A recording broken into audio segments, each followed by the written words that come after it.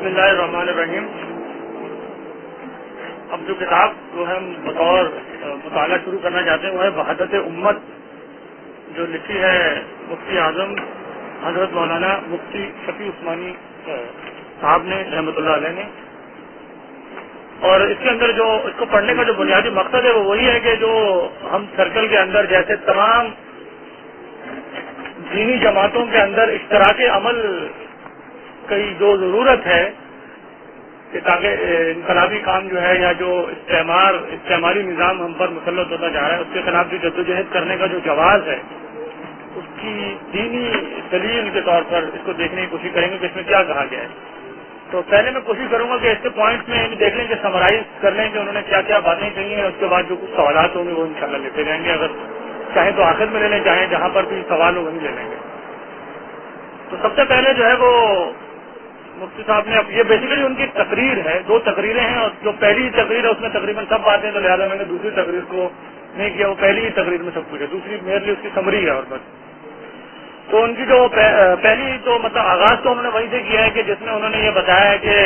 امت مسلمہ جو ہے وہ ایک یونٹ ہے، ایک مطلب فنڈامنٹل یونٹی کے طور پہ ایگزسٹ کرتی ہے، جس کا مقصد اللہ تعالیٰ نے یہی قرار دیا کہ وہ جو یعنی کنتم خیر امت اخرجت للناس والا معاملہ ہے کہ اللہ تعالیٰ نے وہ امت ہے جو برپا کی ہے لوگوں کی ہدایت کے لیے. تو مطلب بیسیکلی اس پوائنٹ کو انہوں نے زیادہ ایمفسائز نہیں کیا. وہ کہتے ہیں کیونکہ جو یہ ایسی بات ہے جو سب کو معلوم ہے کہ امت مسلمہ ایک بردرہڈ ہے وغیرہ، وہ کہتے ہیں یہ سب تھیوریٹیکلی تو سب کچھ ٹھیک ہے لیکن عملاً گراؤنڈ ریئلٹی یہ ہے کہ ایسا نظر نہیں آتا. یعنی مطلب ہمارے ہاں ہر لیول پر اختلاف اور لڑائی جھگڑا موجود ہے. تو وہ کہتے ہیں کہ ہمیں بیسیکلی اس امپیریکل گراؤنڈ جو ایگزسٹ کرتا ہے اس سچویشن کو یعنی ٹارگیٹ کرنا ہے گفتگو میں، نہ کہ وہ کچھ تھیوریٹیکل ایک ایبسٹریکٹ انڈرسٹینڈنگ لے کے چلے جائیں اور خوش ہو جائیں کہ بہت اچھی امت مسلمہ وغیرہ. تو سب سے پہلے وہ جو بات کرتے ہیں وہ کہتے ہیں کہ یعنی یہ بات سمجھنی چاہیے کہ جو اختلافات ہیں وہ ایک نیچرل فینومینا ہے اس سینس میں کہ یعنی یہ 2 بنیادی چیزوں سے پیدا ہوتے ہیں. یعنی اختلاف ہونے کو وہ کہتے ہیں کوئی بری چیز نہیں، کیونکہ یہ 2 چیزوں کا آؤٹ کم ہوتا ہے. پہلی چیز یہ کہ جب بھی انٹیلیجنس موجود ہوگی، عقل موجود ہوگی لوگوں میں، تو اختلاف ہوگا. یعنی اگر اختلاف نہیں ہے تو اس کا یہ مطلب ہے کہ پورے گروہ میں ایک ہی آدمی ہے جس کو عقل ہے اور باقی سب بیوقوف ہیں کہ اگر کوئی اختلاف کرتے ہی ہے. تو پہلی چیز یہ کہ اختلاف ہونے کا مطلب یہ ہے کہ ایسے لوگ موجود ہیں جن کے اندر عقل ہے، سوچنے سمجھنے کی صلاحیت ہے، وہ کریٹیکلی ایویلویٹ کر سکتے ہیں.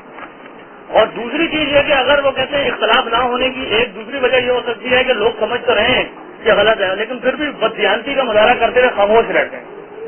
تو یعنی اختلاف کو کہتے ہیں کہ 2 پازیٹیو چیزوں سے پیدا ہوتے ہیں. ایک یہ کہ سوچنے سمجھنے کی کریٹیکل ایویلویشن کرنے کی جو صلاحیت ہے نمبر 1، اور دوسری چیز دیانت. یعنی آپ یہ دیانت سمجھتے ہیں کہ اگر میں کسی چیز کو صحیح سمجھتا ہوں، غلط سمجھتا ہوں تو بتا دوں کہ بھائی اس میں یہ چیز غلط ہے، میری رائے نہیں ہے. تو یہ دیانت اور عقل دونوں کا تقاضا ہے کہ اختلاف ہو جائے. تو یعنی اس کو سمجھنے کہ انسان جو ہے وہ باٹا کے جوتے کی طرح نہیں ہوتے کہ سب ایک جیسے ہوں گے اور کوئی کسی سے بالکل 19-20 کا بھی فرق نہیں ہو پائے گا. یعنی یہ بنیادی بات جو ہے انہوں نے کہا یعنی اختلاف ہو جانا ایک نیچرل چیز ہے. اور اس کے لیے وہ جو ہے وہ اسلامی تاریخ سے، حضور کے ادوار سے، صحابہ کے ادوار سے جو ہے انہوں نے مثالیں بیان کی ہیں کہ کیسے صحابہ کے اندر بھی جو ہے مختلف مسائل میں اختلاف ہو جایا کرتا تھا. اسی طریقے سے جو انتظامی امور ہوتے تھے اس میں بھی حضور جب صحابہ سے مشورہ لیتے تھے تو اس میں بھی ڈفرینسز آف اوپینین ہوتا تھا. مثلا جیسے غزوہ احد کے موقع پر جو ہے وہ جنگ مدینے کے اندر رہ کر لڑیں یا باہر جا کر لڑیں، تو کچھ صحابہ کا خیال تھا کہ مدینے میں اندر لڑیں اور حضور کی اپنی رائے بھی یہی تھی، لیکن اکثریت اس کے اندر نہیں، ہمیں باہر جانا چاہیے جو زیادہ مطلب انکریجنگ. تو مطلب یہ کہ ڈفرینسز آف اوپینین تھا اور حضور نے ایسا نہیں کہا کہ دیکھو یہ غلط کیا وہ غلط کیا. سملرلی جو ہے ایسی اور بھی انہوں نے مثالیں یہاں بیان کی ہیں، ویسے بیان کرنے کی ضرورت نہیں ہے. مطلب یہ کہ اور اسی طریقے سے صحابہ اکرام کے درمیان بھی مسائل کے اندر ایسا ہو جاتا تھا کہ جیسے ایک عام جب ذہن میں جو میری مثال آ رہی ہے کہ جب مطلب غزوہ خیبر کے بعد جب غزوہ خندق کے بعد، کیونکہ یہودیوں کے ایک گروہ نے وہاں پر اپنے معاہدے کی وائلیشن کی تھی، جب حضور واپس آئے تو حضور کو پھر حکم دیا گیا کہ جو گروہ ہے یہودیوں کا ان کی اب خبر لیجیے. تو حضور نے صحابہ کو یہ مطلب منادی کرا دی شہر میں کہ جو عصر کی نماز ہے وہ بنو قریظہ میں جا کر ادا کی جائے گی. اب جب صحابہ کو یہ بات پہنچی کہ حضور کا یہ فرمان ہے کہ ہم بنو قریظہ میں جا کے عصر کی نماز پڑھیں، تو سب صحابہ جو ابھی جنگ سے فوراً واپس آئے تو فوراً تیار ہو گئے، پھر جانے لگے. تو اتنی دیر میں جو ہے وہ اب عصر کی نماز قضا ہونے یعنی کا وقت ہونے لگا، مغرب کا وقت آ گیا، تو صحابہ میں ڈفرینسز ہو گئے کہ بھائی اب نماز ادا کریں یا نہ کریں۔ ایک گروہ کی یہ رائے تھی کہ نہیں، حضور کا مقصد یہ تھا کہ جلدی کرو، یہ نہیں تھا کہ نماز قضا کر دو، تو ہم جلدی کر رہے ہیں، نماز ہمیں ادا کر لینی چاہیے اور وہ باقی وہاں جا کے دیکھیں گے، تو ہم جلدی تو کر ہی رہے ہیں۔ جبکہ دوسرے گروہ کا یہ رائے تھی کہ نہیں، ایسا نہیں ہے، حضور نے کہا ہے کہ عصر کی نماز بنو پر اعظم ہے، تو آج عصر کی نماز ہوئی ہے، آج مطلب گویا عصر کی نماز کا وقت بدل گیا، کیونکہ پہلے بھی ہم اگر عصر کو ایک خاص وقت پر پڑھتے تھے تو بس وہ اسی لیے پڑھتے تھے کہ حضور نے کہا ہے اس ٹائم پڑھ لو، تو آج کی عصر کی نماز اسی وقت ہے، تو لہٰذا نہیں پڑھیں گے ہم۔ تو کچھ نے ادا کی، کچھ نے نہیں کی، حضور کے سامنے معاملہ پیش ہوا تو حضور نے کسی کو نہیں کہا کہ ہاں حضور نے کہا ٹھیک ہے، دونوں نے صحیح کیا، یعنی تو پوائنٹ ہے کہ اختلافات ہو جایا کرتے تھے اور کوئی ایسی بڑی چیز نہیں ہوتی تھی کہ صحابہ کے درمیان جو ہے، اسی طرح فقہ کے اندر تو بہت مثالیں ایسی ملتی ہیں کہ صحابہ اکرام کے درمیان فقہی مسائل میں اختلافات ہو جایا کرتے تھے کہ ایک صحابی کے رائے میں اس کی کچھ ریزنز ہیں وہ ہم آگے چل کے دیکھتے ہیں، لیکن یعنی صحابہ کے دور میں بھی جو ہے وہ اختلافات کی ٹریڈیشن موجود ہے، اور جو ڈفرنٹ اسکول آف تھاٹس ہیں ہمارے ہیں جو فقہ کے حنفی شافعی وغیرہ، یہ اسی وجہ سے ہیں کہ ہر صحابی نے جو ایک اپنا دبکہ حلق یعنی جو اپنا حلقہ درس جو اس نے کریٹ کیا ہے کسی ایک خاص علاقے میں جا کے درس و تدریس کا، اس کا جو ایک پوائنٹ آف ویو تھا، جب اس نے اس کے آگے اسٹوڈنٹس اور پوری ٹریڈیشن ڈیولپ ہو گئی تو پورے اسکول آف تھاٹ کی صورت میں جو ہے وہ ڈیولپ ہو گئی وہ چیزیں۔ جیسے اس کو آپ یوں دیکھیں گے، یعنی فقہ حنفی کو اگر آپ دیکھیں، یعنی یہ مختلف فقہ مختلف علاقوں کے اندر جو ایگزسٹ کرتی ہیں، اس کی ایک وجہ مطلب ان کی مختلف علاقوں میں شہرت کی یہ بھی ہے کہ ان کی فزیکل پراکسیمٹی، یعنی فقہ حنفی آپ دیکھیں زیادہ تر یعنی غالب ہے یہ ہمارے مطلب پاکستان، انڈیا پر ادھر کے علاقے ہیں، نیپال، بنگلہ دیش۔ اس کی وجہ یہ رہی ہے کہ امام مطلب یہ کہ ابو حنیفہ کی جو پوری ٹریڈیشن ہے وہ ڈیولپ ہوئی ہے یہاں، یہ آپ کی یہ عراق کی جو پوری اس طرف پٹی میں، اور فزیکلی موو کرنے کے لیے یہی زیادہ آسان تھا کہ مطلب ایک بہت بڑا دوسرا جو علمی مرکز تھا وہ مطلب کیروان کے اندر افریقہ کے اندر امام مالک کی پوری ٹریڈیشن وہاں چلتی ہے، اسی طریقے سے امام مالک کی جو ٹریڈیشن ہے وہ مدینہ کے اندر ہے، تو فزیکلی لوگوں کے لیے موو کرنا یہی آسان تھا کہ وہ یہاں سے موو کر کے سب سے قریبی جو ان کو مطلب جیسے آج کل آکسفورڈ ہے وغیرہ ہے، اب تو لوگ جہاز میں چلے جانا، پہلے تو ایسا نہیں، پہلے تو گھوڑوں اور تو لوگوں کے لیے ممکن یہی ہوتا تھا کہ سب سے بڑا علمی مرکز اس وقت یہی تھا کہ جو یہاں کے لوگوں کو قریب پڑتا تھا، تو جب لوگ یہاں سے پڑھ کے آتے تھے تو وہ اسی ٹریڈیشن کو انہوں نے یہاں پر ایڈوانس کیا، تو لہٰذا یہاں پر فقہ حنفی زیادہ مشہور ہے۔ اس میں ہمارے آپ افریقہ وغیرہ میں چلے جائیں وہاں فقہ حنفی نہیں، وہاں مالکی ٹریڈیشن بہت زیادہ مشہور ہے، کیونکہ وہاں امام مالک کا جو ہے وہ سینٹر تھا، اور وہ تو پوائنٹ ہے کہ یہ مختلف جو ٹریڈیشن ہمارے ہاں چلی ہیں یہ صحابہ اکرام ہی کی یعنی مختلف یعنی ٹریڈیشنز ہیں جن کو آگے چل کے اسکول آف تھاٹ کی صورت میں ڈیولپ ہو گئے۔ اب اصل بات جو یہاں ڈسکس کرنے کی ہے وہ یہ ہے کہ جو اچھا اس سے پہلے ہم جو ہے یہ پہلے سمجھنے کی بریف کوشش کر رہے ہیں کہ وہ کیا اسباب ہوتے ہیں جن کی بنیاد پر جن کی فقہا کے درمیان اختلافات ہو جاتے ہیں۔ تو ویسے تو انہوں نے اس مقالے میں اس کو تفصیلاً ڈسکس نہیں کیا ہے، تو میں نے کوشش کی ہے کہ صرف ان کا نام لے لیں تاکہ ایک براڈ سی انڈرسٹینڈنگ ہو جائے کہ عموماً فقہا کے درمیان جب اختلافات ہو جاتے ہیں فقہی معاملات میں تو اس کی وجوہات کیا ہوتی ہیں۔ تو اس کی ایک بڑی وجہ یہ ہوتی ہے کہ احادیث سے لا علمی، یعنی احادیث سے لا علمی سے مراد یہ ہے کہ ایسا کئی دفعہ ہوتا ہے کہ ایک فقیہ کے پاس ایک حدیث پہنچی ہی نہیں، تو چونکہ اس کے بعد جو حدیثیں پہنچی ہیں اس نے ان حدیث کی انڈرسٹینڈنگ کی بنیاد، کیونکہ یہ بات تو بالکل واضح ہے کہ حدیث بالکل اس طریقے سے ایگزسٹ نہیں کرتی تھی اور نہ ہی ابھی بھی کرتی ہے کہ جیسے قرآن ایگزسٹ کرتا ہے کہ پورا ایک ٹیکسٹ کور ٹو کور ہے، اور یہ وہ تو ایسی ٹریڈیشن ہے جو بعد میں بھی، اور ایون ابھی بھی کوئی ایسی بک نہیں ہے کہ آپ کہیں کہ اس میں ساری حدیثیں، مطلب امام بخاری نے اپنے سلیکشن کرائیٹیریا کے مطابق حدیث جمع کی، امام مسلم نے اپنے کرائیٹیریا کے مطابق، تو پہلی صدی ہجری کے اندر احادیث اس طریقے سے مطلب کمپائلڈ فارم میں ایگزسٹ نہیں کرتے تھے بلکہ مختلف صحف ہوتے تھے، اور وہ سینہ بسینہ جو روایت کا ایک سلسلہ چلتا تھا اور جو عمل کے ذریعے سے جو محفوظ ہوتی تھی، تو ایسا ہوتا تھا کہ اور چونکہ صحابہ اکرام مختلف علاقوں میں پھیلے ہوئے تھے جہادی ضروریات کی وجہ سے، تو ایسا بالکل ہوتا تھا کہ ایک مطلب مجتہد کو ایک حدیث پہنچی ہی نہیں، اور اس کے بعد جو حدیثیں ہیں اس نے اس کی بنیاد پر ایک رائے اپنی قائم کی ہے، تو دوسرا مجتہد ہے فرض کریں اس کے پاس وہ حدیث موجود ہے اور اس نے اس سے حدیث، مطلب اس کی سب سے بڑی مثالیں یوں ہیں کہ جیسے مطلب صحابہ کے درمیان بھی ایسا ہو جاتا تھا کہ جب ایک صحابی کو ایک حدیث کا معلوم ہو جاتا تھا then he used to revise his مطلب پوزیشن، کہ جیسے حضرت علی کے بارے میں ہے کہ مطلب ایک ایسی عورت کہ جس کا یعنی مہر مقرر نہ کیا گیا ہو نکاح کے وقت، اس کا مہر کتنا ہوگا تو حضرت علی کو اس حدیث کا نہیں معلوم تھا جس میں حضور نے فرمایا کہ اس کا مہر جو ہے وہ مہر مثل ہوتا ہے، یعنی اسی کی برابر حیثیت کی جو اور عورت ہے اس کے خاندان کی، اس کا جتنا مہر مقرر کیا گیا ہوگا اس کو اتنا ملے گا. تو اب یہ حدیث حضرت علی کو نہیں پہنچی تھی تو انہوں نے ان کے رائے یہ تھی کہ اس کو مہر نہیں ملے گا، اس میں مقرر نہیں ہوا. لیکن جب ان کو بعد میں یہ پتہ لگا کہ نہیں یہ حدیث حضور کی موجود ہے تو انہوں نے اپنی جو ہے وہ اپنی رائے. تو پوائنٹ اس کے فقہا کے درمیان ایسا ہو جاتا ہے کہ ان کو کوئی حدیث پہنچتی نہیں ہے جس کی وجہ سے وہ ایک رائے اختیار کرتے ہیں اور دوسرا فقیر دوسری رائے اختیار کر لیتا ہے. یہ ایک وجہ ہوتی ہے. اچھا دوسری وجہ یہ ہوتی ہے کہ اس احادیث کو قبول کرنے کے جو اصول ہیں وہ ہر مجتہد کے ڈفرینٹ ہو سکتے ہیں. یعنی مثلا جب ہم یہ کہتے ہیں کہ امام بخاری کی جو کتاب ہے اصح الکتاب ہے بعد کتاب اللہ، تو اس سے بات یہی ہوتی ہے کہ انہوں نے جو اصول مثلا اس کو دیکھیں گے امام بخاری اور امام مسلم کے جو کسی حدیث کو صحیح قرار دینے کے جو کرائٹیریا ہیں وہ ڈفرینٹ ہے، ان کی شرائط ڈفرینٹ ہے. ان میں سے ایک یہ ہے کہ فرض کریں امام بخاری یہ کہتے ہیں کہ جب ایک راوی یہ بیان کرے کہ میں نے کسی سے یہ بات کی حدیث سنی ہے تو ضروری ہے کہ وہ دونوں ملے ہوں، ان کی ملاقات ثابت ہونی چاہیے امپیریکلی، تاریخی شواہد سے معلوم ہو گیا ملے تھے. اگر وہ نہیں ملے ہیں تو میں ایسی حدیث کو صحیح نہیں مانوں گا.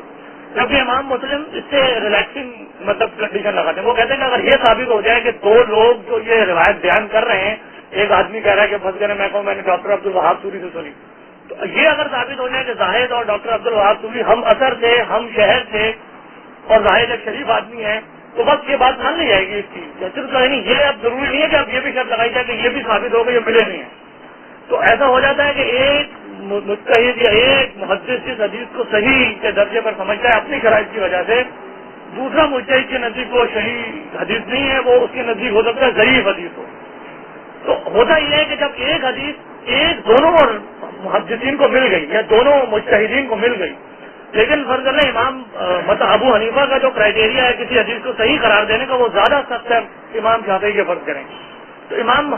ابو حنیفہ اس حدیث کو چونکہ ضعیف سمجھتے ہیں اسے استدلال نہیں کریں گے، اس کو کہیں گے یہ حدیث ضعیف ہے یا یہ اس درجے کی نہیں ہے کہ جس سے شرعی اس طرح کا شرعی مسئلہ ثابت ہوتا ہے، لہٰذا میں اس کو قبول نہیں کرتا.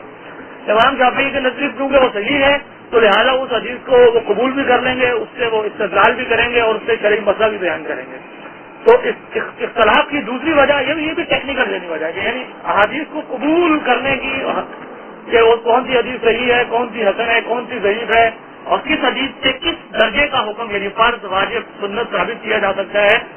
اس میں اختلاف کی وجہ سے فقہا کے درمیان اختلاف ہو جایا کرتا ہے. تیسری جو ٹیکنیکل وجہ وہ یہ ہوتی ہے کہ جو ٹیکسٹ ہے بذات خود جس کو ہم انٹرپریٹ کر رہے ہیں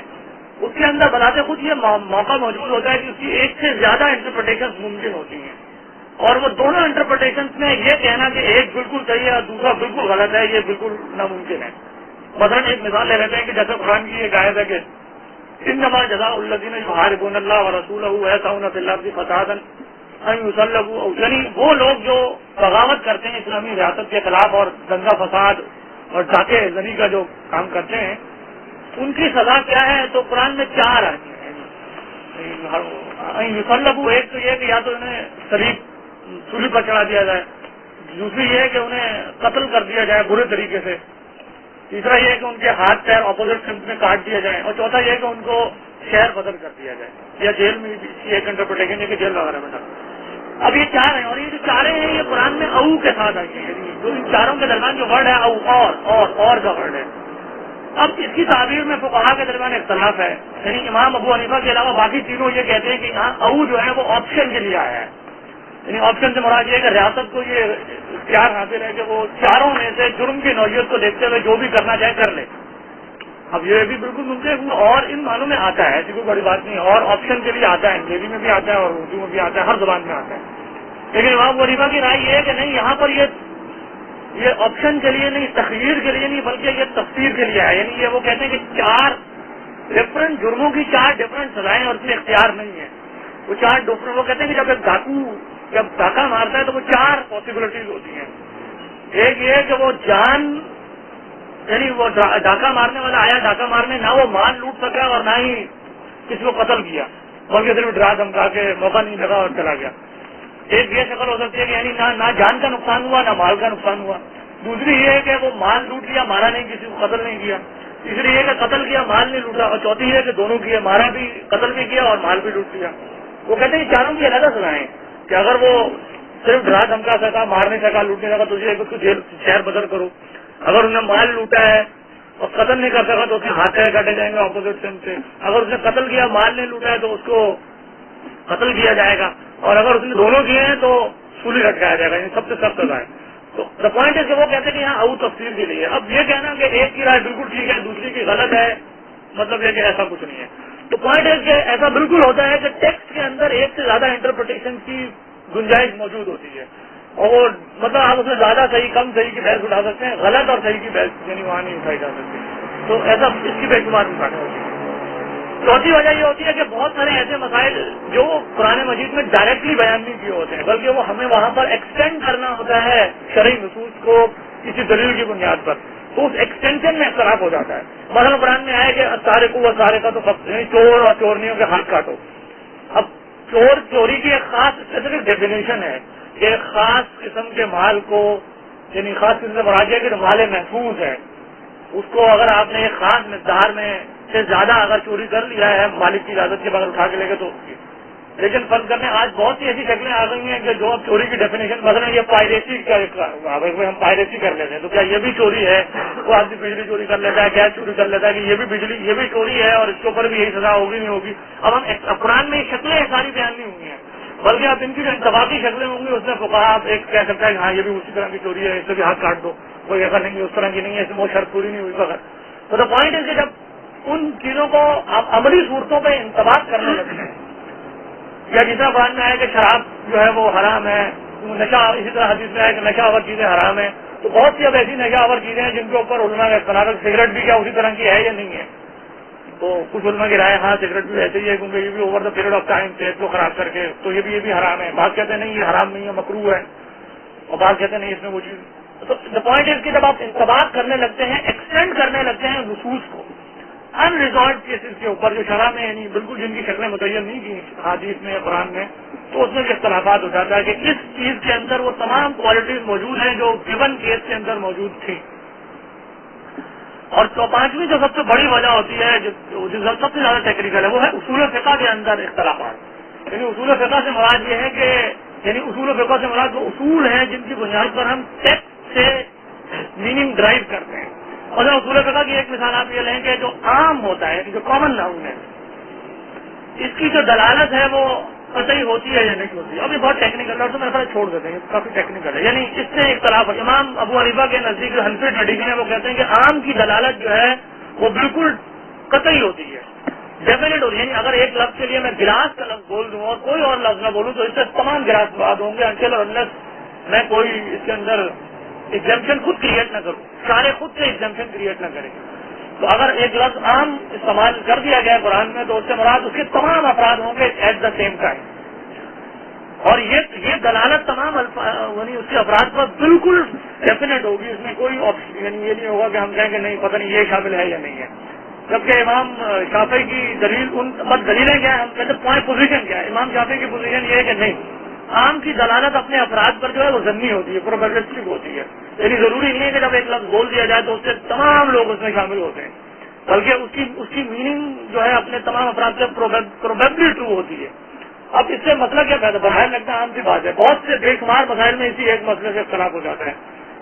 فرق کیا؟ فرق یہ ہے کہ دیکھیں جو قرآن کے بارے میں یہ اصول ہے کہ قرآن جو ہے وہ قطعی الدلالت ہے. یعنی قرآن کے اندر جو کچھ بھی بات آئے گی وہ ڈیفینیٹ ہوتی ہے، قطعی الدلالت ہے.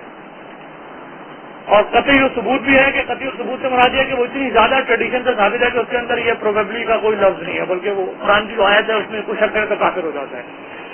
اس کے مقابلے میں احادیث کی قسمیں ہوتی ہیں. کچھ حدیثیں وہ ہیں جو خبریں متواتر ہیں، جو بہت سارے صحابہ سے روایت ہو گیا. یہ مثلا نماز کا طریقہ ہے، تو یہ تو روایت متواتر ہے. لیکن کچھ حدیثیں ہوتی ہیں جو اخبار احاد ہوتی ہیں، جو صرف ایک یا ایک دو صحابہ سے وہ روایت ہوتی ہیں. تو ان سے جو علم حاصل ہوتا ہے وہ اتنا ڈیفینیٹ نہیں ہوتا جتنا کہ خبر متواتر سے ہوتا ہے. تو اخبار احاد کے بارے میں یعنی اصول یہ ہے کہ اخبار احاد سے جو علم حاصل ہوتا ہے وہ ضمنی ہوتا ہے، یعنی پروبیبل ہوتا ہے، ڈیفینیٹ نہیں ہوتا. یعنی اخبار احاد کا انکار کرنے والا کافر نہیں ہوتا کیونکہ وہ پروبیبل اس سے علم حاصل ہوتا ہے، لیکن البتہ گمراہ ہوگا لیکن کافر نہیں ہوگا. اب فرق مسئلے میں کہاں پڑتا ہے؟ مسئلے میں اتنا پڑتا ہے کہ قرآن کے اندر اگر ایک بات آ جائے وہ عام الفاظ میں آئے اور ایک خبر واحد میں اس کی بظاہر خلاف بات آ رہی ہو یا ایسی بات آ رہی ہے تو اس کو ایگزمپٹ کر رہی ہے، تو امام ابو حنیفہ اس حدیث کو قبول نہیں کرتے. وہ کہتے ہیں کہ ڈیفینیٹ کو پروبیبل چیز ایگزمپشن نہیں کریٹ کر سکتی اس میں، کیونکہ قرآن ڈیفینیٹ ہے، اس کے اندر اگر ایک بات ڈیفینیٹلی آ گئی ہے، عام لفظ استعمال ہوا اس کی تو تمام افراد اس میں شامل ہوں گے. اور حدیث خبر واحد ہے اور خبر واحد ضمنی چیز ہوتی ہے، تو خبر ضمن سے ہم ڈیفینیٹ کو ایگزمپٹ نہیں کر سکتے، تو اس میں ایگزمپشن کریٹ نہیں کرتے. امام شافعی کر دیتے ہیں کیونکہ ان کے نزدیک کیونکہ عام کی دلالت ہوتی ہی ضمنی ہے، تو لہٰذا وہ ضمنی مطلب خبر واحد سے جو ضمنی علم حاصل ہو رہا ہے اس سے وہ کہتے ہیں یہ بالکل جائز ہے، وہ ایگزمپشن کر دیتے ہیں، امام ابو حنیفہ نہیں کرتے. تو اسی طریقے سے بے شمار ایسی چیزیں ہیں کہ جن کی یعنی اصول فقہ جو ہیں وہ ڈفرنٹ ہونے کی وجہ سے مسائل میں اختلاف ہوتا ہے. اور اس کی بہت ایک اچھی کتاب کچھ عرصہ پہلے آئی تھی مارکیٹ میں، وہ ضرور پڑھنی چاہیے. اسے پڑھ کے بالکل باتیں صاف ہوتی ہیں کہ کیسے اختلافات ہو جاتے ہیں. ہے تو وہ کافی ٹیکنیکل، تو ایک عربی یعنی رائٹر ہیں، ان کا اردو ترجمہ میں اویلیبل ہے، شریعہ اکیڈمی میں چھاپی ہے. اس کا نام ہے اصول فقہ میں اختلاف کی وجہ سے فقہا میں اختلافات، اس طرح کر کے مجھے بھی ایگزیکٹلی اس کا نام یاد نہیں آ رہا ہے. وہ آپ کہیں چلیں گے مکتبہ انوار سے مل جاتی ہے، وہ موٹی سی کتاب ہے. اور بہت اس پوائنٹ آف ویو کو سمجھنے کے لیے کہ اصول ڈفرنٹ ہونے کی وجہ سے کیسے اختلاف ہوتا ہے. تو یہ نہیں کہ اتنی باتیں ہمارے یہاں کرتے ہیں کہ دیکھو اختلاف ہے، تو وہ ٹیکنیکل ہے اور اس اختلاف کو اوائڈ نہیں کیا جا سکتا. تو پوائنٹ اس کے اختلافات جو ہیں وہ ایک بالکل نیچرل اور ٹیکنیکل رجوعات کی وجہ سے ہوتے ہیں، نہ کہ کوئی اپنی ذاتی یعنی روب دبدبا یا علمیت کی وجہ سے. اچھا، ان فقہی اختلافات کی جو اصل پوزیشن مفتی صاحب نے جو ہے وہ بیان کروائی ہے، جو ہماری ٹریڈیشن میں ہمیشہ سے ایگزسٹ کرتی رہی ہے، کہ پہلی بات یہ کہ یہ جو جتنی فقہا کی رائے ہوتی ہیں ان میں جو کمپیریزن ہوتا ہے وہ صحیح اور زیادہ صحیح کا ہوتا ہے، یعنی راجح اور مرجوح، نہ کہ غلط اور صحیح. یعنی وہ جو مطلب وہ جو لاجیکل ہے نا، ایرسٹوٹیلین لاجک نہیں کہ صحیح کے مقابلے میں غلط ہوگا، بلکہ صحیح یہاں صحیح کے مقابلے میں زیادہ صحیح ہوتا ہے. کہ مطلب میں یہ کہوں گا کہ رفع دین جو امام شافعی یہ نہیں کہیں گے رفع دین کرنا کو گناہ ہے، سوری رفع دین نہ کرنا گناہ ہے، بلکہ وہ کہیں گے رفع دین کرنا زیادہ صحیح ہے نہ کرنے کے مقابلے میں. اور جو کہے گا کہ نہیں کرو وہ بھی یہی زیادہ سے زیادہ کہہ سکتا ہے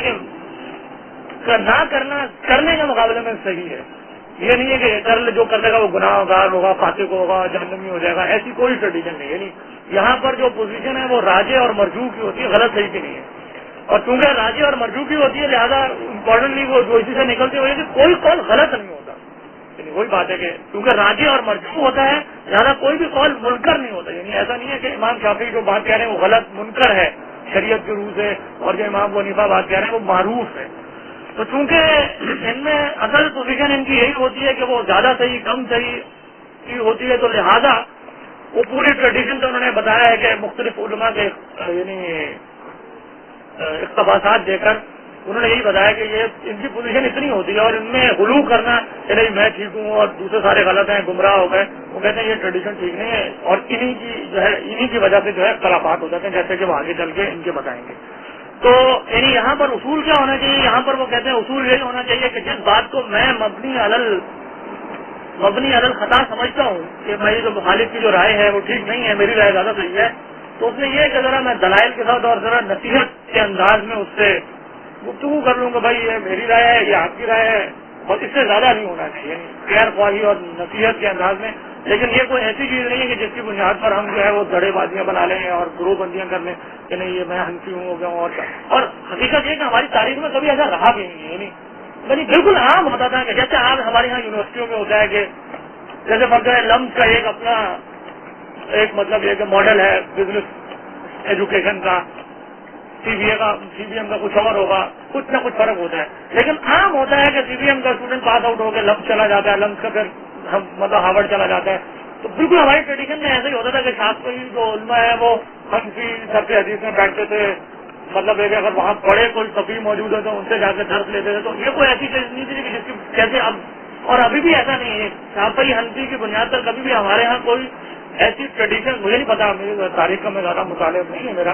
لیکن ایسی کوئی ہمیں تحریکیں نظر نہیں آئیں گی کہ جس نے شافعیت کو غالب کرنے کے لیے لوگوں کو موبلائز کر لیا ہو کہ پوری امت مسلمہ کو جو ہے شوافے کا غلبہ پوری امت یا حنفیت کے غلبے کے لیے پوری امت مسلمہ کو. اور نہ ہی ہمیں بر صغیر میں ایسی کوئی ٹریڈیشن نظر آتی ہے کہ جو شوافے یہ شافعیزم یا حنفیزم وہ اور بات ہے کہ علمی درسگاہوں کے اندر ہمیشہ سے دلائل دیں گے، یعنی اگر آپ کبھی بھی درس حدیث میں بیٹھ جائیں تو جو محدث کا ایکسپرٹ اسی کو سمجھا جاتا ہے جو شوافع کے دلیلوں کو جو ہے وہ زیادہ سے زیادہ رد کر سکے اور فقہ حنفی کے حق میں زیادہ سے زیادہ پوائنٹ نکال دے، وہ اور بات ہے. لیکن یہ کبھی مطلب عوامی موبلائز کرنے کی چیزیں کبھی بھی نہیں رہی ہماری تاریخ کے اندر. اب وہ اس کے بعد جو ہے وہ بیان فرماتے ہیں وہ اسباب کے جن کی وجہ سے ان کے خیال میں یہ پہلے ایک چھوٹا سا پوائنٹ آپ اسکپ کر گئے ہیں کہ ظاہر ہے کہ یہ بھی لکھا ہے کہ جو دو متضاد رائے ہیں وہ بیک وقت تو صحیح نہیں ہو سکتی. اللہ تعالیٰ کے علم کے نزدیک ایک رائے ان میں سے لازمی صحیح ہوگی، ایک غلط ہوگی. تو اجتہادی غلطی یعنی اس میں دو متضاد رائے ایک بیک وقت تو نہیں ٹھیک ہوگی اللہ تعالیٰ کے اللہ تعالیٰ کے نزدیک. تو اس وجہ سے ایک کو جو ہے صحیح مانا جائے گا ایک اجتہادی. جیسے ہم کہیں گے نہیں دونوں برابر کی حیثیت کی ہیں، برابر نہیں ہوتی. میں نے کہا راجی اور مرجو تو ہوتا ہے اس میں. یعنی اگر فرض کر لیں ایک امام ابو حنیفہ کی ایک رائے ہے، مطلب متضاد یہ ہے، بلائے یہ کہہ رہا ہے کہ کرو رفع دینے کہہ رہا ہے نہ کرو. اب یقیناً اگر یا کوئی اور مثالیں لیں کئی دفعہ تو حرام اور حلال تک کا معاملہ پہنچ جاتا ہے کہ ایک کہتا ہے کہ یہ حلال. مثلا نکاح کا مسئلہ لے رہے ہیں. نکاح میں امام ابو حنیفہ کی رائے یہ ہے کہ ایک لڑکی اگر اپنی مرضی سے نکاح کر لیتی ہے بغیر ولی کے نکاح ہوتا ہے نہیں ہوتا، یہ ہے اختلافی مسئلہ. تو امام ابو حنیفہ کے نزدیک ہو جاتا ہے جبکہ ان کی جو دلیلیں وہ اپنی ہیں. لیکن جو باقی تینوں فقہاء ہیں ان کے نزدیک نہیں ہوتا، وہ کہتے ہیں ولی ضروری ہے. اب اگر ایک عورت بغیر ولی کے نکاح کر لے گی تو امام ابو حنیفہ کے نزدیک تو وہ جائز نکاح ہوگا، مہر بھی ادا کیا جائے گا اور پورے جو وراثت کے مسائل ہیں سب ثابت ہو جائیں گے. لیکن امام شافعی یا کوئی دوسرے وہ کہیں گے نہیں ہوا، یہ تو بالکل حرام کاری ہو گئی. تو یہ ان کی ٹڈی. اچھا ایک اس میں شروع میں یہ بھی سمجھا ہوں مولانا کی تحریر سے کہ آپ نے فرمایا کہ راجے اور مرجو کا فیصلہ کبھی نہیں ہوگا. بالکل. اور آخرت میں بھی ایسا نہیں ہوگا کہ یہ بتا دیا جائے کہ امام ابو حنیفہ راجے دلیل دیتے تھے یا امام، اس لیے کہ اللہ تعالیٰ جو ہے وہ ان مسائل کا فیصلہ کبھی نہیں ہوگا. اور کیا راجے ہے اور کیا مرجو اس کی کبھی اللہ تعالیٰ اعلان نہیں فرمائے گا. یہ اور ایک بہت اہم بات وہ کہتے ہیں کہ جن مسائل میں خاص طور پر صحابہ کے درمیان اختلاف ہو گیا ان کا تو اختلاف کبھی آپ ختم ہی نہیں کر سکتے. کیونکہ اگر صحابہ جنہوں نے ڈائریکٹ حضور سے دین سیکھا ہے اگر ان کا کسی مسئلے میں ڈفرینسز آف اوپینین ہے تو ہم کون ہیں اس سے ریزالو کرنے والے کہ نہیں فلانے صحابی نے صحیح سمجھا فلانے صحابی نے غلط سمجھا. تو وہ اسی کو تو مولانا انور کشمیری کا جو انہوں نے وہ پورا ایک اقتباس دیا ہے کہ ان مسائل کا حل مطلب اللہ تعالیٰ اپنے ان لوگوں کو کبھی رسوا نہیں کرے گا کہ امام شافعی کو رسوا کر دے نہیں ابو حنیفہ نے ٹھیک کہا تھا یا تو مطلب یہ کہ ان میں راجی اور مرجوح ہے. یعنی بات یہ نہیں ہے کہ دونوں برابر ہیں. اگر فرض میں حنفی ہوں تو میں سمجھوں گا یہی کہ حنفی کی بات ٹھیک ہے، حافظ کا پاسبلٹی کہ شوافع بھی ٹھیک ہوگا اور مطلب ہے وہ غلط لیکن پاسبلٹی ایگزسٹ کرتی ہے کہ شاید ٹھیک ہو، اور میں ٹھیک ہوں لیکن یہ پاسبلٹی ہے کہ میں غلط ہوں. تو یہ نہیں ہے کہ دونوں کی رائے اصولاً برابر ہوں گی. راجے اور مرجو کا لفظ بتاتے خود یہ کہہ رہے ہیں کہ ایک کو میں زیادہ بہتر اور دوسرے کو کم بہتر کہہ رہا ہوں. یعنی یہ پوائنٹ تو اس میں ایگزسٹ کرتا ہے. ایکولی گڈ تو نہیں ہوگی وہ، کیونکہ اگر وہ ایکولی گڈ ہے تو پھر تو پورا معاملہ ہی مطلب یہ تو ڈرامے بازی ہوئی کہ میں آگے اپنے آپ کو حنفی کہہ رہا ہوں دوسرا ہے تو شافعی کہہ رہا ہے. کس بات پہ کہہ رہا ہے؟ اگر وہ برابر ہی ہے تو پھر تو کچھ بھی نہیں ہے. اچھا تو اب وہ ان اسباب کی طرف آتے ہیں کہ جس کی وجہ سے جو ہے ان کو علماء جو ہمارے ہاں جو ہے یہ دڑے بندیاں اور یہ جو ہے وہ غلو ہوتا ہے. تو پہلا جو وہ سبب اس کی وجہ سے امت مسلمہ میں اختلافات ہوتے ہیں وہ کہتے ہیں غلو، یعنی ایسے فقہی مسائل جن کی حیثیت صرف راجے اور مرجو کی ہے ان میں ہم غلو کریں اور غلو اتنا کریں کہ ہم دوسرے گروہوں کو اس بنیاد پر کافر کہنا شروع کر دیں، گمراہ کہنا شروع کر دیں. تو یہ پہلی وجہ ہے جس کی وجہ سے اختلاف ہو جاتا ہے کہ ہم مطلب اور اسی بنیاد پر ہم موبلائزیشن شروع کرتے ہیں لوگوں کی کہ مطلب یہ کہ نہیں یہ مطلب اہل حدیث اس کی بات کی کوشش کریں کہ حنفیت کو ختم کیا جائے یا حنفی کوشش کرنا شروع کرتے ہیں کہ دوسری ٹریڈیشن کو ختم کریں اور عوامی موضوعات ان چیزوں کو بنا لیا جائے، مناظروں کی ٹریڈیشن اس کے اوپر اسٹیبلش کر دی جائے. تو ان کے ساتھ وہ جس طرح فرماتے ہیں کہ ان کا صحیح طریقہ تو ہے کہ علمی ٹریڈیشن کے اندر ان چیزوں کو رکھا جائے. درس و تدریس میں آپ ٹھیک ہے بیان کریں لیکن عوامی لیول کے اوپر جا کر ان کو ڈسکس کرنا یہ بالکل غلو کی سی کیفیت ہو جاتی ہے. اور جبکہ خاص طور پہ جیسے وہ آگے فرمائیں گے کہ ایسے مسائل جو امت مسلمہ کو ان کے بہت بڑے ہیں چیلنجز سامنے ہیں ان کو ہم چھوڑ دیں اور ان چیزوں کے اوپر پڑھ دیں. تو جو چیز کم اہم ہے ان کو ضرورت سے زیادہ بڑھا دینا یہ غلو کی کیفیت پیدا کرنا یہ غلط بات ہے. دوسری چیز وہ کہتے ہیں کہ وہ غلو فی الطرق، یعنی ایک تو ہے کہ غلو فی المسائل کہ ہم مسائل میں جو ایسے مسائل جو کم اہم ہیں یا جو راجے اور مرجو ہیں ان کی اپنی ساری توجہ لگا دیں. اور دوسرا غلو فی الطرق یعنی جو ہمارے یہاں دینی جماعتوں جو کام کر رہی ہیں اور انہوں نے اپنا ایک area of work division of labour کی پرنسپل کی بنیاد پہ جو اپنا لیا ہے،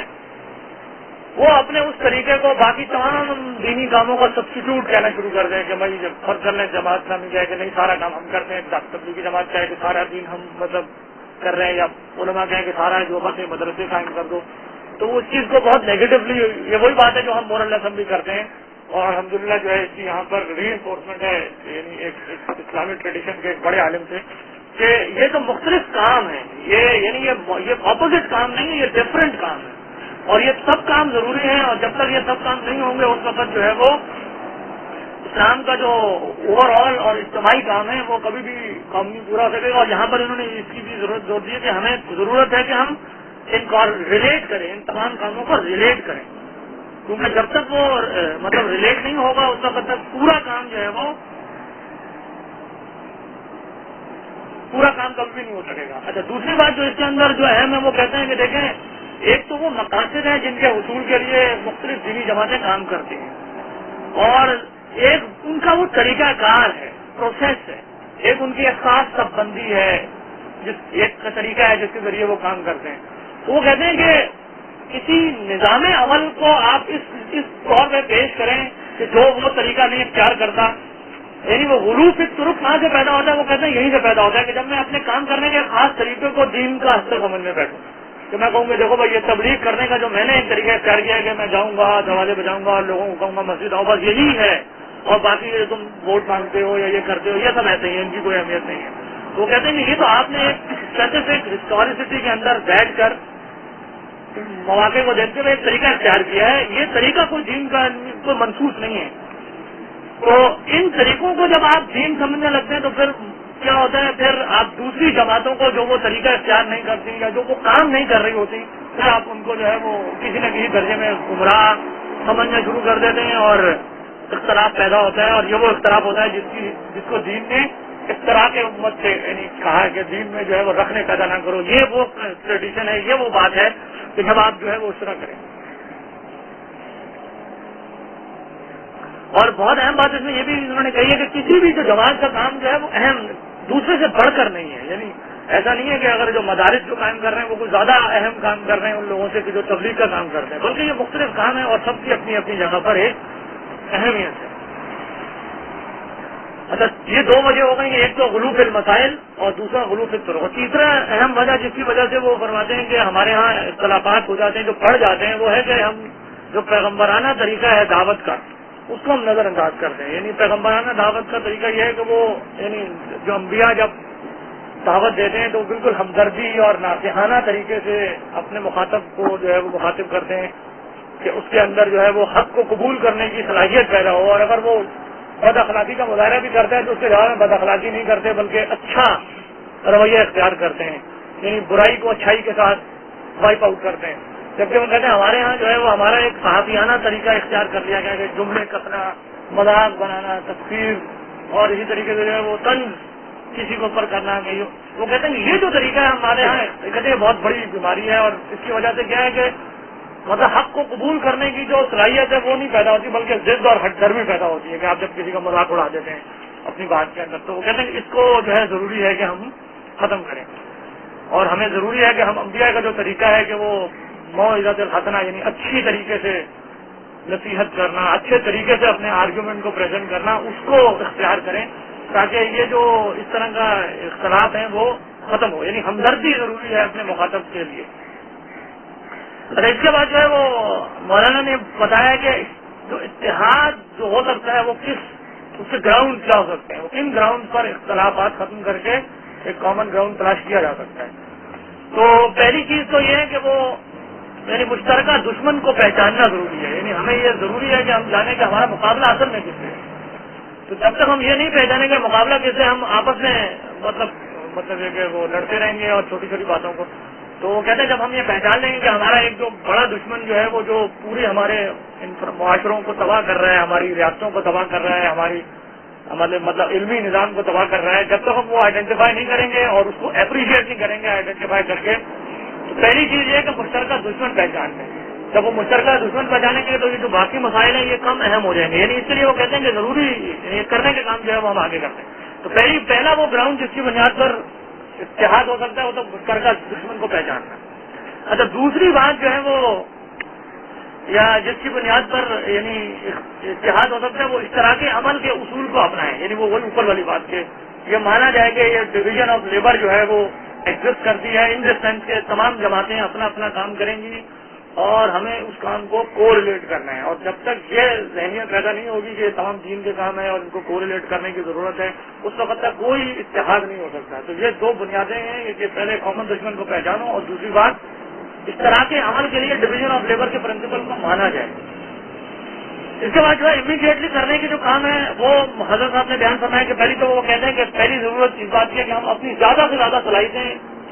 ان کاموں پہ صرف کریں جن کے اوپر یعنی وہ کامن دشمن جن کو ہم نے آئیڈینٹیفائی کر لیا ہے اس کو ریکٹیفائی اس سے مقابلہ کرنے کے لیے جو کام کرنا چاہیے زیادہ سے زیادہ صلاحیتیں اور زیادہ سے زیادہ وقت اس پہ صرف کریں, نہ یہ کہ جو ہمارے آپسی اختلافات ہیں ان سے. صاحب نے مطلب دشمن کی نشاندہی کی ہے کون ہے؟ ہاں دشمن تو بنا چاہیے کہ جو مغربی جلوار ہم پر آ رہی ہے دشمن کی نشاندہی نہیں کرنا چاہیے. ڈاکٹر مطلب دشمن کی نشاندہی ان معنوں میں فرماتے ہیں کہ ہمارے یہاں کفر الحاد اور جو مغرب جو جو بے حیائی اور یہ جو چیزیں آ رہی ہیں مطلب سرمایہ دارانہ نظام ایسا نہیں بیان فرماتے نہیں مطلب بیان کیے کفر عیسائیت اور کمیونزم کا واضح طور پہ نام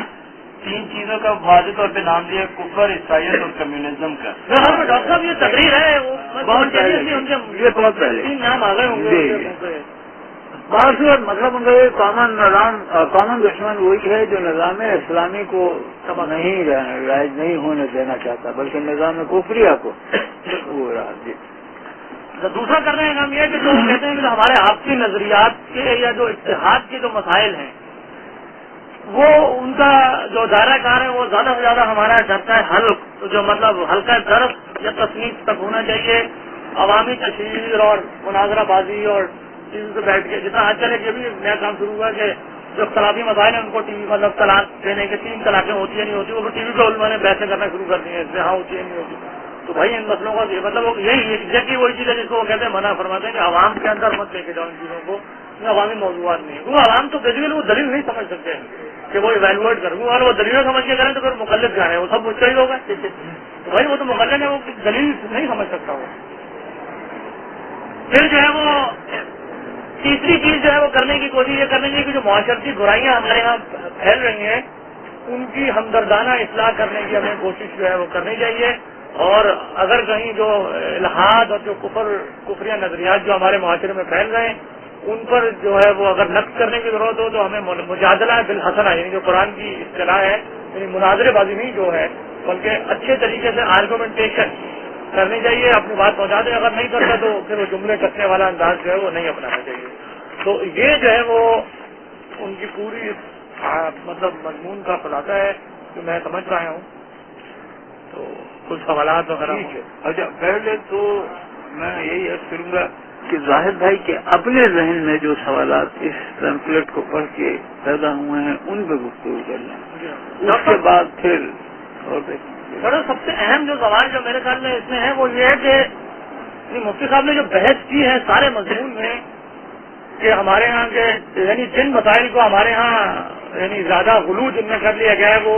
فقہا کے اجتہادی مسائل ہیں. تو یہ بات تو بالکل ٹھیک ہے کہ ایسے مسائل میں غلو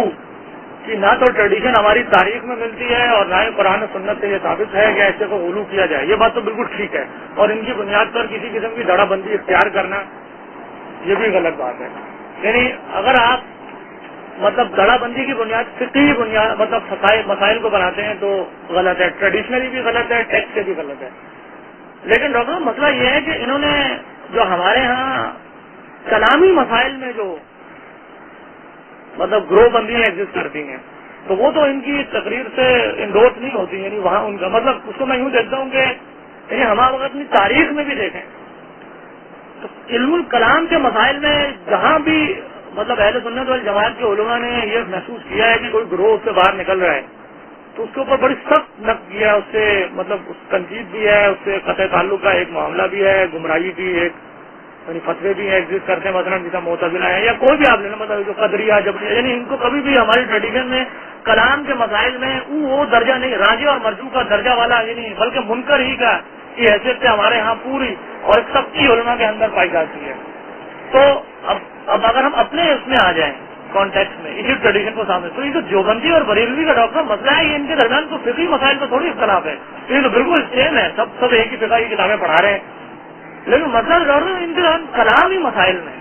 تو مجھے نہیں سمجھ میں آتا، اور مفتی صاحب نے بھی اس پہلو پر کوئی گفتگو نہیں کی اپنی تقریر میں کہ جو کلامی مسائل میں ہمارے ہاں اختلافات ہیں، ان کو ریکٹیفائی کرنے کی کیا ٹیکسٹ سے ہدایت ملتی ہے اور کیا ہماری ٹریڈیشن سے ہمیں تعلیم ملتی ہے. بالکل خاموش ہے تقریر. اچھا، میرا خیال میں بہت اہم مسئلہ ہے، اس کے اوپر کافی گفتگو کی ضرورت ہے. ہمارے ہاں اختلاف امت کے دو سب سے بڑے مسائل ہیں. ایک مسئلہ تو ہے دیوبندی اور بریلوی اختلاف، یہ حنفیت کی دو تعبیریں ہے نا، یہ کوئی حنفیت سے باہر کی چیز نہ دیوبندیت ہے نہ بریلویت ہے، بلکہ حنفیت کی دو تعبیریں. دوسری جو ہے وہ ظاہر ہے کہ وہ وہی ہے کہ جس کی طرف نشاندہی فرمائی، یعنی شیعت و سنی، یعنی سنی علماء کی جمہور سنی علماء شیعت کو ظاہر ہے کہ اجماع سے باہر تصور کرتے ہیں. اور یہاں مسائل جو ہیں وہ وہی ہیں کہ جو ہے یعنی جمہور سنی علماء کی یہی کہتے ہیں کہ شیعت جو ہے وہ شیعت جو ہے تو ان سے ہمارا فروغ پہ اختلاف نہیں ہے بلکہ اچھا. اب اس میں ہمیں یہی کرنا چاہیے کہ فقہ سب سے پہلے، جس کی میں ظاہر اہلیت نہیں رکھتا لیکن میں چاہتا ہوں جو علماء یہاں موجود ہیں، رسول احمد صاحب یا وہ ہیں ہمارے محبوب بھائی، نہیں ڈاکٹر بھائی نہیں، تو جو بھی علماء یہاں موجود ہیں وہ اس پہ گفتگو کروں کہ فقہی مسائل اور کلامی مسائل میں کیا فرق ہے، اور کیا کلامی مسائل کی بنیاد کے اوپر عقائد بھی اسی طریقے سے متعین ہوتے ہیں جس طریقے سے فقہی مسائل کے اوپر. پہلے تو اس کو آسان بنانے کے لیے، مجھ جیسے آدمی کے لیے آسان بنانے کے لیے ضروری یہ ہے کہ ہم یہ بیان کریں کہ اس کو یعنی اصولی طور بیان نہ کریں بلکہ عملی طور بیان کریں. فرمائیں یہ دیوبندی اور بریلوی حضرات یوں فرمائیں کہ ان کے درمیان کلامی کیا اختلافات ہیں اور وہ کن معنوں میں کلامی اختلافات ہیں، فقہی اختلافات ہیں. یہ جو دیوبندی حضرات ہیں وہ بھی فرمائیں اور جو بریلوی حضرات وہ بھی فرمائیں. دیکھیں گے کیا کلامی اختلاف ہے دیوبندیت اور جس سے میں تو کم از کم بالکل نہ واقف ہوں. تو آپ فرماؤ کہ کیا ہے.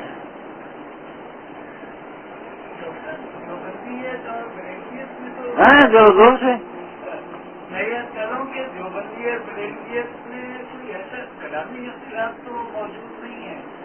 اگر کلامی اختلاف ہے تو ممکن ہے کہ سنی اور شیعہ کے درمیان ہو، یا زاہد بھائی اگر تھوڑی سی نشاندہی فرما دیں. مکمل کروں ماضی میں اشاعرہ اور معتزلہ کے درمیان اور ماتریدیہ کے درمیان جو ہے وہ ایک کلامی مسائل پہ اختلاف رہا ہے. تو اس دور کے اندر اس کی کیا شکل ہے؟ کلامیات میں اختلافات جو ہے اس کی نشاندہی اگر زاہد بھائی فرمائیں. ڈاکٹر کیا فرمائے ڈاکٹر مطلب پہلے ہاں فرمائیں. اختلاف کو آپ نے جو مطلب آگے رکھا ہے معتزلہ اور یہ نہیں مطلب میرا پوائنٹ یہ نہیں تھا. نہیں یہ سمری بتائیں کہ آپ بھائیوں نے کیا فرمایا. یہ تو میں نہیں سنتا ہے. اور ڈاکٹر صاحب خالد بھائی یہ کہہ رہے ہیں کہ خالد بھائی تو پہلے ڈاکٹر احمد بھائی یہ کہہ رہے ہیں کہ زاہد بھائی مطلب خود سے کچھ نشاندہی فرمائیں وہ کون سے مسائل ہیں. میرا کرنے کا مطلب یہ ہے کہ ایک تو ہے ماضی میں علم کلام کی بنیاد پر جو اختلافات رہے جیسے اشاعرہ ماتریدیہ معتزلہ وغیرہ وغیرہ، لیکن موجودہ دور میں ظاہر ہے نہ ماتریدیہ ہے اس طرح نہ معتزلہ ہے اس طرح. اس دور کے اندر علم کلام کی بنیاد پر اختلاف کی نوعیت کیا ہے اور کون سے گروہ ہیں، کون سے مقاصد فکر ہیں جو کیا نام ہے کلامی بنیادوں پر اپنی بات کہتے ہیں اور ہمارے ان سے یا ان کے حوالے سے اختلافات ہیں. اچھا یہ بتائیے کہ ہمارے خالد بھائی کیا کرنا. خالد بھائی یہ کہہ رہے ہیں کہ جو مطلب میں نے جو اپنی ایگزامپل میں یہ کہا تھا کہ ہماری تاریخ میں معتزلہ اور اہل سنت کے جیسے اختلافات ہیں تو میں نے اپنی مثال میں دیوبندی اور بریلوی اختلاف کو گویا ایکویٹ کر دیا ان کے ساتھ. نہیں وہ تو ظاہر صحیح نہیں بات. میں آپ سے گزارش کروں گا کہ آپ پہلے کلامی مسائل اور فقہی مسائل میں جو اصولی فقہ آپ وہ بیان کریں. اگر ہم یہ نہیں بیان کر سکتے میری رائے میں تو ہم اس وجہ سے نہیں بیان کر سکتے. ہو سکتا ہے کہ میں یعنی ویسے میں صحیح کہہ رہا ہوں لیکن ہو سکتا ہے کہ غلط ہوں کہ کوئی مسئلہ نہیں ہے دیوبند. لیکن یہی ہے کہ میں سمجھتا ہوں کہ صحیح ہے لیکن ہو سکتا تھا. لیکن اصولاً آپ یہ بیان فرمائیں کہ کیا اول تو یہ بتائیں یہاں سے شروع کریں. اور اس بحث کو ہم ظاہر ہے آج ختم نہیں کر سکتے. نہایت اہم بحث ہے جسے ہم یعنی اگلے اس میں بھی جاری رکھیں گے. اور وہ یہ کہ کلامی مسائل اور غیر کلامی مسائل میں کیا فرق ہے. ڈاکٹر یہ مطلب ہمارے ہاں جو مطلب ڈویژن کی جاتی ہے فقہی اور کلامی مسائل میں یوں کی جاتی ہے کہ کلام سے مراد وہ علم لیا جاتا ہے جو عقائد سے بحث کرتا ہے, ایبسٹریکٹ عقیدے سے بحث کرتا ہے. جبکہ فقہ سے مراد وہ علم لیا جاتا ہے جو مسائل عملیہ سے بحث کرتا ہے, پریکٹیکل. یعنی جو میں ڈاکٹر اس میں اگر ایک ورکنگ ڈیفینیشن حضرت علامہ خلدون صاحب کی میں نے پڑھی جو یاد ہے مجھے, تو وہ یہ کہتے ہیں کہ عقلی دلائل سے ایمانیات کو ثابت کرنا یہ ہے اور بیسکلی اس میں توحید مرکزی نقطہ ہے. یعنی ان کی یہ ڈیفینیشن کے دو جز تھے کہ جو عقلی دلائل سے ایمانیات کو ثابت کرنا اور خصوصاً توحید کے مسائل کو, یہ علم کلام سے ہے. اچھا تو اب سوال یہ ہے, اب دیکھیے یہ بہت اہم بات ہے. اس میں دو باتیں ہیں. مطلب یہ کہ یا تو یہ ہے کہ مثلا ہمیں خدا پہ ایمان ہے اور خدا کی ذات اور صفات پہ ایمان ہے, ویسا ہی کہ حدیث مبارکہ سے ان ذات و صفات کی تشریح کی گئی ہے. ٹھیک ہے, اس کے حق میں ہم دلیلیں دیں اور ان دلیلوں میں ہمیں اختلاف ہو. یعنی ثابت دونوں دلیلیں وہی تصور ذات باری تعالیٰ اور جیسے کہیے کہ آپ کی ذات اور آپ کی صفات کا وہی تصور بیان کرے لیکن اس کی دلیلیں مختلف, جو کہ میرے خیال میں ہم کہہ سکتے ہیں کہ علماء حق کے اندر یہ اختلاف تو ممکن ہے کہ وہ ذات باری تعالیٰ کی ذات اور صفت کے بارے میں جو دلائل پیش کریں وہ مختلف دلائل, لیکن اگر ان دلائل کی بنیاد کے اوپر ذات باری تعالیٰ یعنی حضرت حق کی ذات اور آپ کی صفات کے بارے میں اختلاف ہو تو پھر وہ جسے کہیے کہ رد ہے نا. تو ڈاکٹر یہی ہے نا, یعنی اختلافات جب کلامی مسائل میں ہوتے ہیں وہ تو اسی طرح کے ہوتے ہیں. مثلا اب میں اسپیسیفک ہو جائیں, ہم دیوبندی بریلوی مثالیں لے لیں. مگر جیسا کلامی مسائل میں جیسے صرف مطلب توحید جیسا ایک مرکزی ہے نا اس کا نقطہ, لیکن اس کے علاوہ بھی مثلا جیسا رسالت یا رسول اللہ صلی اللہ علیہ وسلم کی صفات کے اعتبار سے آپ کن خصوصیات سے متصف ہیں, ان کے بارے میں ایک درست عقیدہ, یہ بھی ایک کلامی مسئلہ ہے. اب مطلب بہت سے ایسے مسائل ہیں, مثلا جیسا اب علم غیب کا یا حاضر ناظر کا مسئلہ لے رہے ہیں یا نور بشر کا مسئلہ لے لیں. اب ایک اسکول آف تھاٹ یا بریلوی یہ کہتے ہیں کہ حضور کو عالم الغیب ماننا یہ ایمان کا ضروری ہے, حضور کے ساتھ محبت اور حضور کا جو درجہ ہے اور قرآن کی نصوص اور احادیث سے وہ کہتے ہیں کہ یہ ثابت ہوتا ہے کہ حضور اس مقام سے متصف ہیں. تو لہذا اگر کوئی شخص اس کا انکار کرتا ہے تو وہ گستاخی کا مرتکب ہوتا ہے حضور کی شان میں, اور جو رسول کا گستاخ ہے وہ یقیناً کسی نہ کسی معنی میں اگر کافر نہ بھی ہو تو گمراہ تو ضرور ہو گیا ہے. اچھا, اس کے مقابلے میں ایک دوسری پوزیشن جو بندی حضرات کہتے ہیں وہ کہتے ہیں کہ نہیں, یعنی یہ جو عالم الغیب کی جو صفت متصف کی جاتی ہے یہ صرف اللہ تعالیٰ قرآن کی آیات سے اور احادیث سے ثابت ہوتا ہے کہ صرف اللہ تعالیٰ ہی کے لیے یہ لفظ متصف ہے اور انبیاء کے لیے علم الغیب نہیں ہے بلکہ اطلاع علی الغیب ہے. اور وہ مطلب پوری بحثیں ہیں, لیکن وہ اس کنکلوژن کو کنکلوڈ کرتے ہیں کہ یہ اطلاع اللہ کے علاوہ کسی کے لیے استعمال کرنے سے انسان شرک کے درجے میں چلا جاتا ہے, کیونکہ یہ تو اللہ تعالیٰ کی صفت ذات ہے.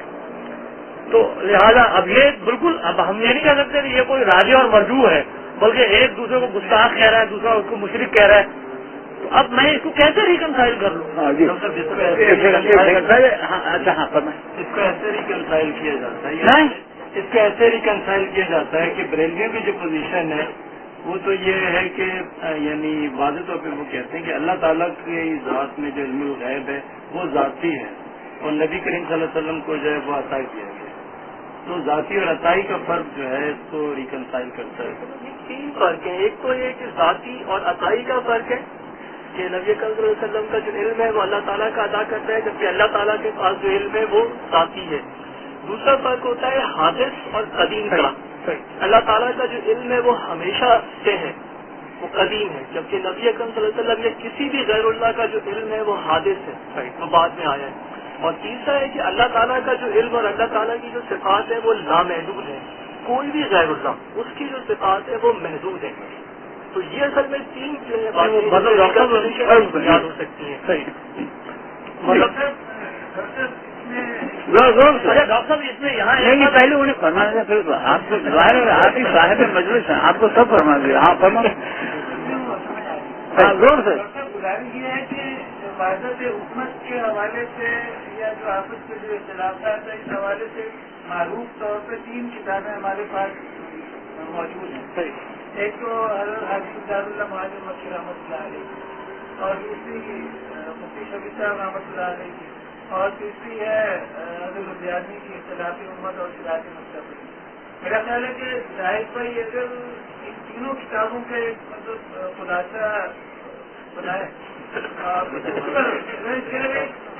واحد کتاب کو لے کر اس کی بہت سارے سوالوں کا جواب دیا ہے، دوسری کتابوں میں موجود ہے. ہاں اچھا پہلے آپ فرمائیں کیا فرمائیں؟ میں بالکل نہیں. ڈاکٹر صاحب اس کے بعد پھر آپ اپنا جواب. احمد بھائی فرما رہے ہیں کہ ہمیں چاہیے کہ جو وحدت امت کے حوالے سے جو تین بنیادی کتابیں لکھی گئی ہیں ان کا مطالعہ کیا جائے اور اس کے اوپر ایک سب کن مطالعہ کرنے کے بعد کوئی رائے قائم کی جائے. لیکن میں ڈاکٹر صاحب میں یہ بات کہنا چاہتا ہوں کہ یہ اچھی طرح سمجھیں کہ یہاں ہم جو بھی رائے اختیار کریں گے علماء نہیں ماننے والے ہوتے نا، تو ہم نہیں لیکن ایک سیکنڈ ایک تو آسان ہو جاتا ہے.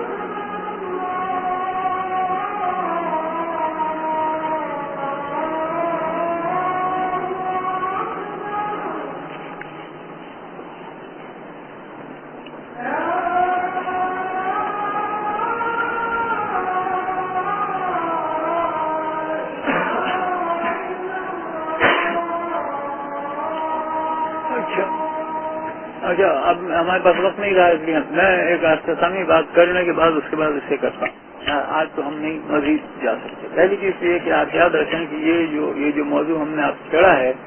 یہ وہ سب سے اہم موضوع ہے جس کے اوپر ہمیں گفتگو کرنا چاہیے، لیکن ہماری جو بنیادی پوزیشن ہے وہ یہی ہے کہ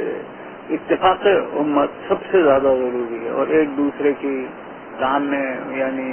وقت کو پہچاننا یہ بنیادی ہے۔ لہٰذا اتحاد امت کا مسئلہ ہمارے لیے بالکل بنیادی اور پہلا مسئلہ ہے جس کے اوپر باقی سب کچھ، لہٰذا جتنی توجہ اس ایشو کے اوپر ہمیں دینا ہے وہ کسی دوسرے ایشو کے اوپر ہمیں نہیں دینا، کیونکہ ہم عامی ہیں اور ہمارے لیے یعنی علمی بحثوں کو سمجھنا بہت مشکل ہے، لیکن اس کے باوجود ہمیں ایک چیز ہے۔ لہٰذا میری گزارش یہ ہے کہ سب سے پہلی چیز یہ ہے کہ وہ جو 3 بنیادی کتابیں ہیں اگر ان کے اردو تراجم موجود ہیں تو ان کو ہمیں دیکھ کے ہمیں گفتگو کرنا چاہیے۔ دوسری یہ کہ اس کو کئی سرکلوں تک مستقل ایک موضوع بنا کے اس کے اوپر مقصد ہمارا یہی ہے اس سب گفتگو سے کہ ہم ایسی دلیلیں دے سکیں جس کے نتیجے کے اندر علماء کرام کے اجتماعات میں ہمارے لیے ایک یا اتحاد امت کے لیے ایک نرم گوشہ پیدا ہو۔